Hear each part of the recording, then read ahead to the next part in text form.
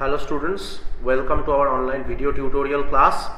So today I have come with a new topic, that is lichen, mycorrhiza, virus, viroid and prion.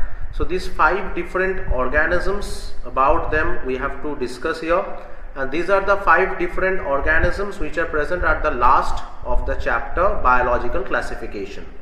So let's start with the portion that is first lichen. First of all, we can see the lichen means this is a such kind of symbiotic relationship which is present in between algae and fungi. So when the algae and fungi are present in the symbiotic relationship, then it is commonly known as lichen. We all know that in the lichen, the algae or the algal component which is present, that is commonly known as phycobiont, and the fungal component which is present, that is commonly known as mycobiont. So these specific 2 components, when they are present with each other maintaining the symbiotic relationship, then obviously that accumulation or that specific symbiotic relationship structure, the name has been given lichen.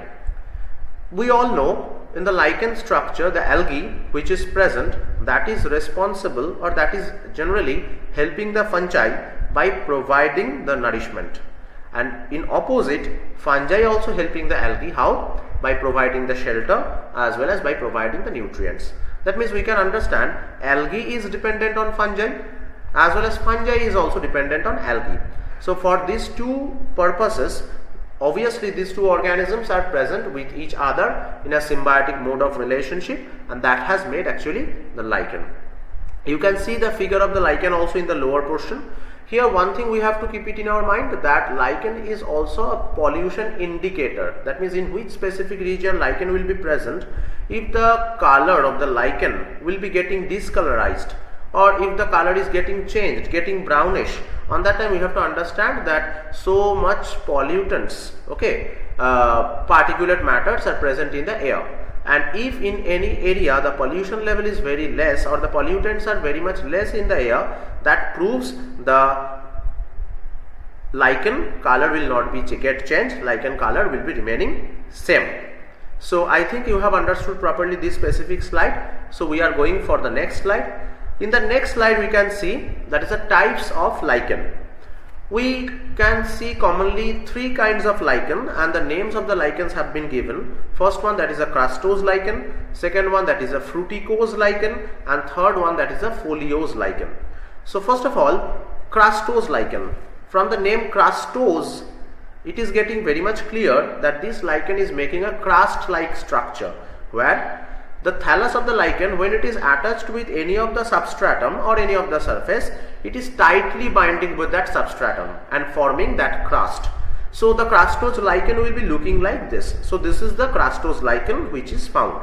Second, fruticose lichen. Fruticose lichen is looking like a tree. You can see properly the diagram, you can understand it is looking like a tree. They are branched also like the tree, and they are growing erectly and hanging from the another tree. That means host body or the host organism will be tree, and from there this kind of lichen is generally growing, and they are even looking like tree, they are also branched, and they are also growing erectly like the other plants or trees.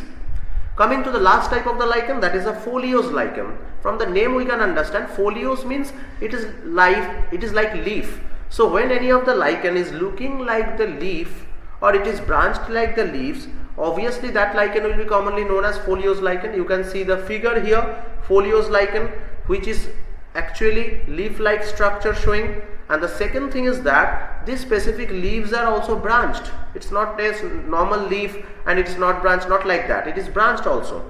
And another more important thing is that the edges of those specific each and every branch, those are also partitioned. Edge is not smooth. Each and every edge, if you see properly the diagram or the figure, you will see that that is also groove like, or that is also rough. That means due to presence of the partition, those surface has got rough. So this is the foliose lichen. So 3 type of lichen we have seen here: crustose lichen, fruticose lichen and foliose lichen, and with their figures also. So going for the next slide.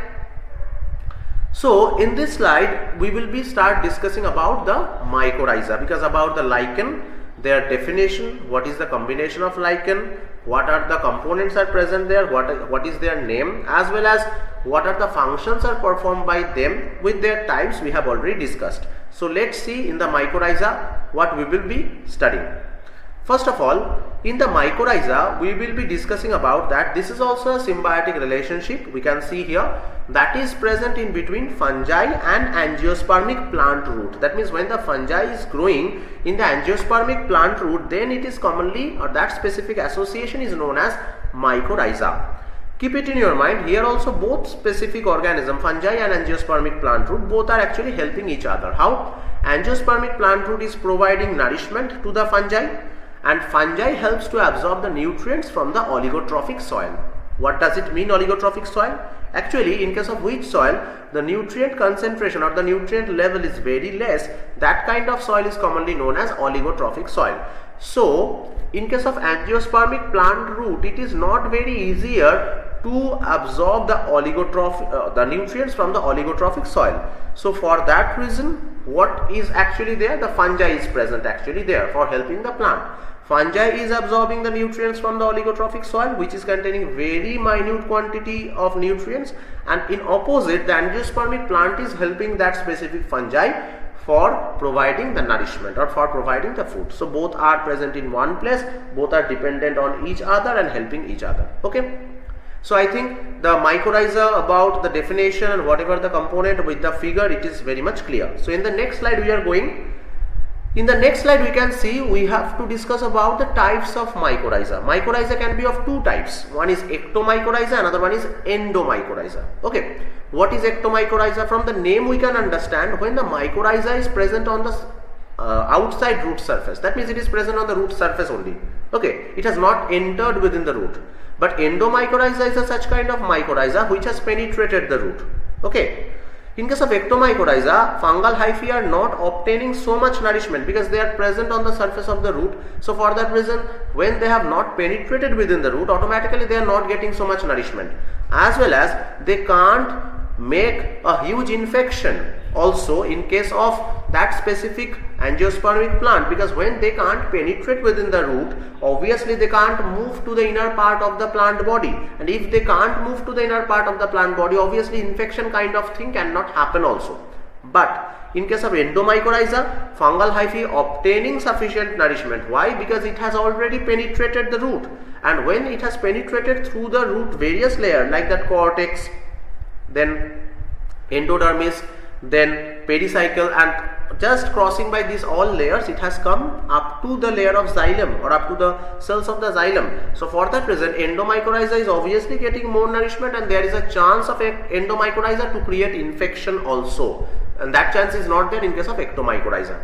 So in the lower figure we can see properly in the left hand side, that is the endomycorrhiza, where you can see this specific type of fungal hyphae has entered within the root hair cells, or they have entered within the root cells by penetration, and at last they are actually moving up to xylem through this process. But in case of ectomycorrhiza, you can see just the fungal hyphae has grown on the outer surface of the root. It has not entered within the root cell. Here you can see the fungal hyphae are not present so much on the surface because it has penetrated. But here you can see the fungal hyphae is so much on the surface because it couldn't penetrate inside the root cell. That's why it has not created any kind of infection also inside the root hair cell. So this is the ectomycorrhiza. So difference in between endomycorrhiza and ectomycorrhiza, I think it is very much clear to each and everyone. Another type of mycorrhiza is also present, which is known as ectendomycorrhiza. So in the ectendomycorrhiza, what is that? That is showing, in one way it is showing the ectomycorrhiza features, and another way it can show the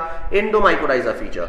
That means they can be present outside of the root surface, and after covering the outside root surface they will penetrate inside it. So for that reason they are showing both of the features. They can be also called as VAM, V-A-M, vesicular arbuscular mycorrhiza. Okay, so those specific ectendomycorrhiza is a type of mycorrhiza which can be present on the surface of root as well as can penetrate, and they are also known as VAM or vesicular arbuscular mycorrhiza. Going for the next slide. So in the next slide we can see that mycorrhiza part also we have covered. now we are entering within the next portion, that is virus. So let's see whatever we have to study about the virus. First point, in the virus we have to discuss about the virus is living or non-living organism, and for that reason we have to discuss about their basic features. If you see the living features, you can see that they can reproduce in the fantastic rate, they can obviously show the mutation also, and they can use the host cell machinery, that means enzymes, for increasing their number, that means for reproducing. That means these are the features whatever you can see of in virus. Obviously these are all living features, but one thing we have to keep it in our mind, that these features only can be shown by a virus when it has entered within the host body. Before entering host body, when they are actually loitering in this atmosphere, in the water, in the air, obviously they can't show these kind of features. So only they are getting activated when they are entering within the host body. But when the virus is present outside of the host body, on that time obviously they are just functioning as a non-living. So whatever the non-living features can be found in case of virus, obviously they don't have the cell-like structure, they don't have the protoplasm, they don't have the cell organelle structure also. So these specific structures of the cell is totally absent for them, which is even found in bacteria. They can't replicate outside of the host cell. That means the replication procedure, whatever you can see in case of virus when it is present inside the host body, that also you can't see when it is present outside of the host body cell. Okay. So obviously another feature for the non-living should be they have no metabolism process, because they are entirely non-living. So for that reason metabolism or the digestion is not necessary for them. So these are the total living and non-living features whatever we can see in this slide. Okay, so now we are just moving for the next slide. In the next slide it is written the details about the virus, that means some introductory part or some specific information about the virus. So let's see whatever the informations are written here.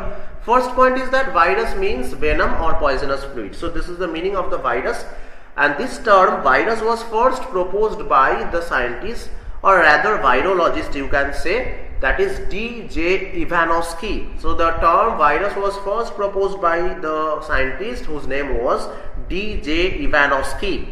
Next, contagium vivum fluidum. What is that? That is such kind of poisonous fluid which is commonly obtained from the tobacco plant, which is infected by the virus, that is tobacco mosaic virus. So due to the infection of the tobacco plant, that specific type of poisonous fluid is secreting from them, and that is the name given contagium vivum fluidum. And keep it in your mind, the meaning of this specific contagium vivum fluidum is poisonous fluid. The term, this contagium vivum fluidum, it was proposed by the scientist whose name was M.W. Beijerinck. So M.W. Beijerinck has proposed this specific term contagium vivum fluidum, and the meaning of this term is poisonous fluid. Last point you can see here, the W.M. Stanley showed the virus could be crystallized also. Some of the virus can make crystal-like structure, or they can get converted into crystal-like structure, and those crystal-like structures are made up of proteins. That means so many proteins are there for making that crystal. So this was proposed by W.M. Stanley at first. So through this entire slide, whatever we have learned, obviously virus means poisonous fluid or venom.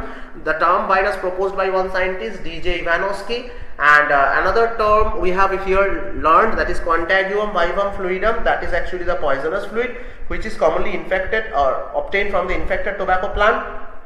The term, the contagium vivum fluidum, was proposed by the scientist, that is M.W. Beijerinck, and W.M. Stanley has told that this virus can be crystallized also, and that those crystals are containing proteins. So going for the next slide, I think you have understood this slide. Here we will be discussing about the structure of virus, whatever the structural features are present in virus. So let's see. First one, always keep it in your mind, in case of virus there are three parts are present in their body. One is envelope, second one is capsid, third one is the genetic material. In case of some of the virus, this envelope can be present, in case of some, this envelope can be absent also. But if envelope is present, obviously it is the outer protective body covering, and it is made up of protein always. And keep it in your mind, each and every subunit of this envelope is commonly known as pelpomere. Please keep it in your mind, this term pelpomere is the unit or subunit rather of envelope.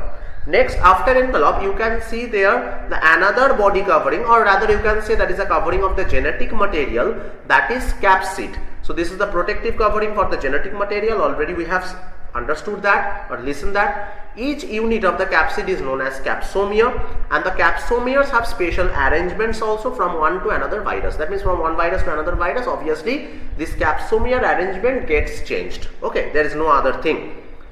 Inside the capsid, when you are entering, obviously you are getting the access of the genetic material. Genetic material can be obviously DNA or RNA, and DNA or RNA, whatever the genetic material can be present, they can be double stranded or single stranded. Here it is written DS or SS, that means double stranded or single stranded. DNA can be there also, RNA can be there also.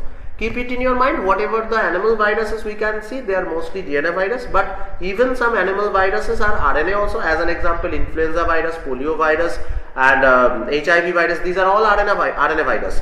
And even the plant viruses can be also RNA. As an example, tobacco mosaic virus, which is a plant virus, but it is RNA containing virus. Okay, so I think the entire structural components of the virus, that is envelope, capsid and genetic material, you have understood properly. So let's see the structure of the virus. This is the structure of the virus. Just now I have described. You can see here the envelope proteins are present. These are the envelope proteins. This is the outer pink color layer which has been shown here. That is the envelope. Within that there is a blue color layer also, it has been shown. That is a viral tegument or viral skin. Sometimes it can be present, sometimes cannot. So if you don't show also, there is no problem. Next, there is a capsid. This one is a capsid which is made up of the subunit, that is capsomere, and within that the DNA or RNA, whatever the viral genome or the genetic material, that can be double stranded or single stranded, that is present. So I think the structure of the virus is also very much clear to each and every one, and it has shown the similarity with the structure whatever I have shown in the previous slide. Next, going for the diseases caused by the virus. Virus are causing some of the animal diseases. As an example, mumps. Mumps are caused by the mumps virus, obviously. Smallpox also, that is commonly caused by the pox virus. Herpes, that is caused by herpes simplex virus. Next, influenza, that is caused by the virus influenza virus, and it has two different strains. One is H5N1, another one is H3N2. Next, AIDS virus, that is also called as HIV, human immunodeficiency virus. Coming for the next, that is the plant diseases. Several plant diseases are also caused by the virus. As an example, mosaic formation in case of tobacco plant, that is caused by tobacco mosaic virus. Next, leaf rolling can happen, curling can happen, as well as in case of some of the plants, the yellowing has happened of the leaf, as well as the vein portion has got cleared, totally cleared means actually the vein, the density of the vein or the entire structure which is present throughout the leaf structure, that is not properly maintained.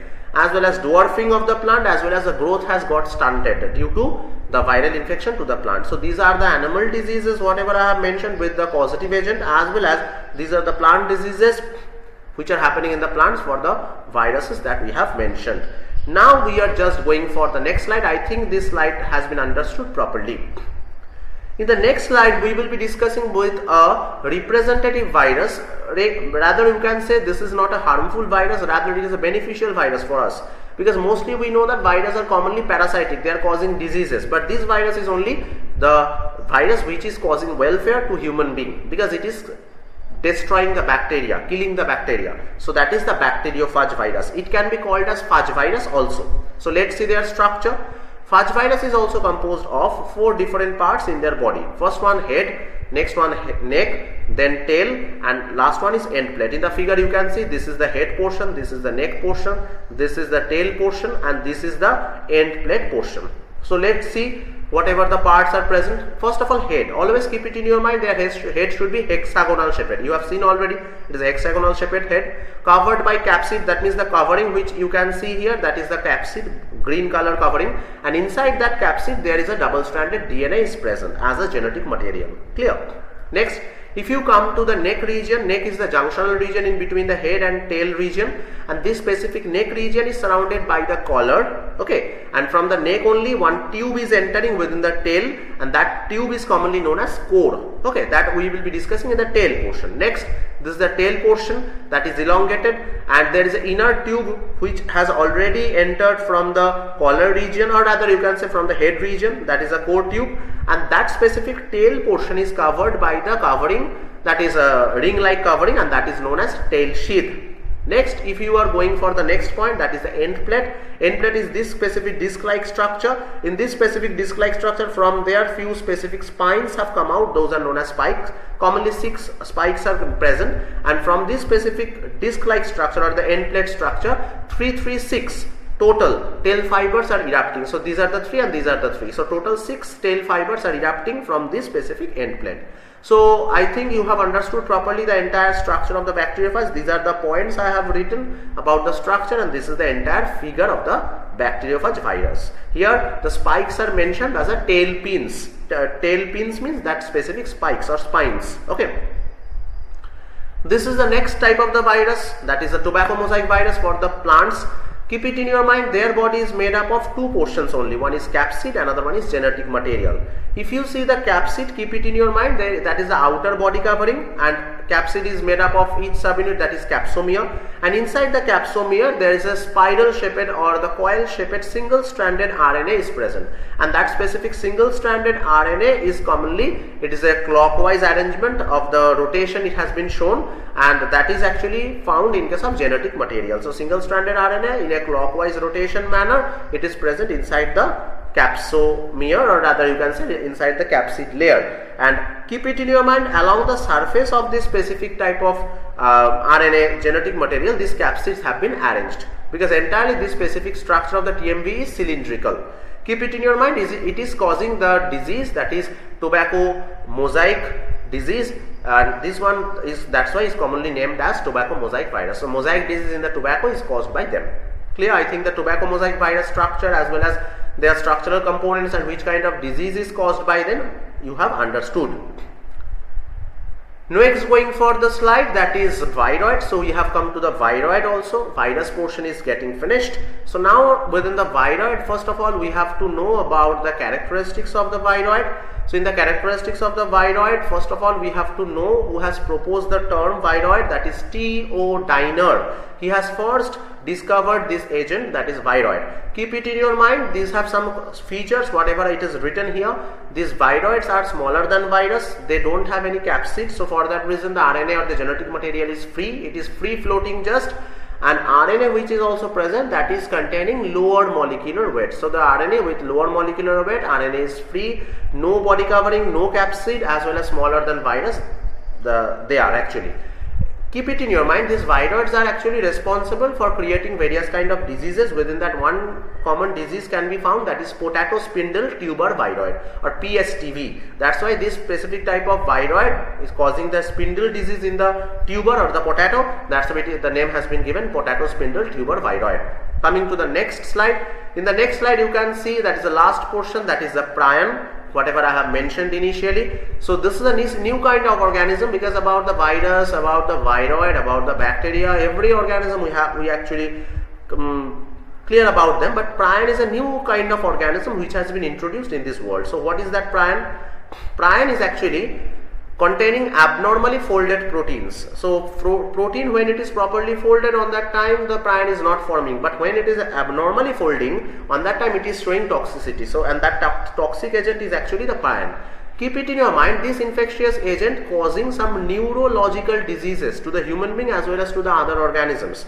So, and that neurological diseases are infectious. Neurological diseases are commonly not infectious. This can be genetic, but infectious can be these neurological diseases, and the infectious, why? Because due to presence of these prions. Keep it in your mind, size of the prions are almost similar or same of like virus.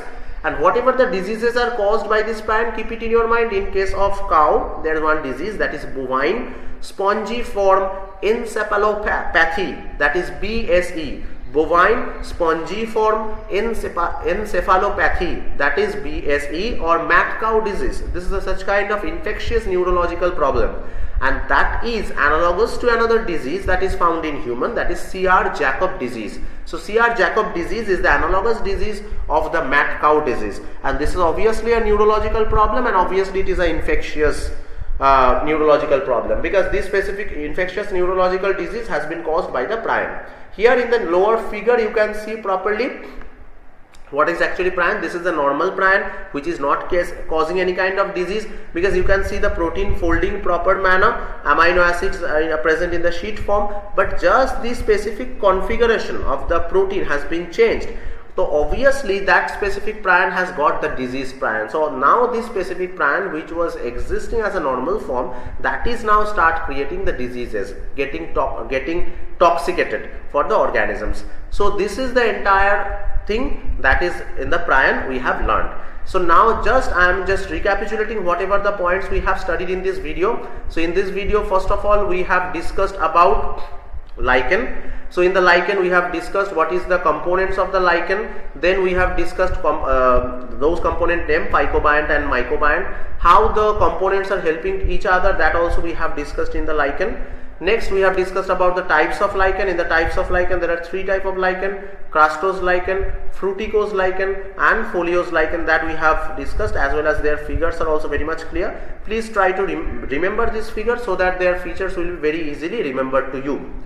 Mycorrhiza, then we have discussed about the definition of mycorrhiza, whatever the types of mycorrhiza we have discussed in the next slide, that is ectomycorrhiza, endomycorrhiza. Ectomycorrhiza, which is only present on the surface of the root, which can't enter or which generally not enters within the root, so those are ectomycorrhiza. Another type of mycorrhiza can be found, that is endomycorrhiza, which is commonly penetrates the root cells and causing the infection to the inner part of the plant body.